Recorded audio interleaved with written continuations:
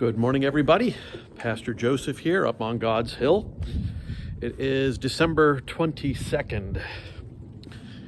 The spiritual writers all say that spirituality is self-implicating. And what that means is that you can't study spirituality without getting involved.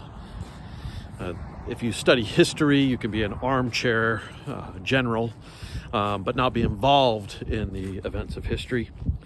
If you study philosophy, you don't have to believe the philosophy which you study. You don't have to be active in it.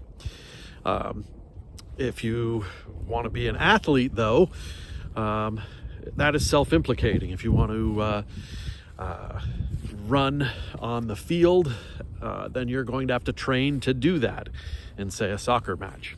It's the same with spirituality. It actually changes who you are. And that's what we mean by self-implicating.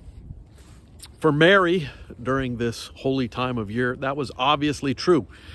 Mary had something quite unique with us. Her assent to the angel Gabriel saying, "You are going to get pregnant and bear a son," meant that everything about her was going to change. Those of you who have been pregnant or who have been a father of a child, you've seen this with pregnant women. Everything changes. The body changes as ankles swell, as the baby grows. Sometimes it's changes that are temporary. Sometimes it's gestational diabetes. Sometimes it is something that becomes a little more permanent kind of thing. But Mary knew that giving birth to Jesus, something was going to change, and her life was going to change. And indeed, her spirituality became maybe the perfect example of what self-implicating spirituality might mean. Now, in a couple of days, we're going to say something along the lines of, keep the light of Jesus Christ in your heart, or the way St. Paul puts it in his letters, the Spirit of God dwells within you, when Paul talks about living in Christ or living in the Spirit. That is self-implicating as well. Think about that for a minute.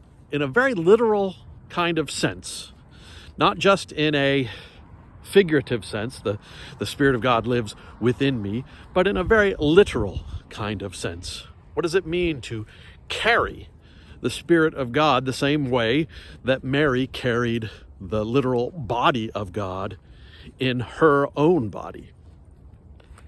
What would self-implicating mean then and there? We know this is true. We know that self-implicating things actually do change us. People who have meditated thousands and thousands of hours, different parts of their brains light up than those who have never meditated or who are novices at meditation. And the parts that light up are the parts about being effective in the world and about joy and compassion. So, on this fourth week of Advent, I invite you to think and meditate, not just think about it from a observer's standpoint, but imagine and be with Christ in this world, because in our Christian faith, we indeed say that Christ is present. Christ was, Christ is, and Christ is to come. Love you all and miss you all. See you soon. Blessings.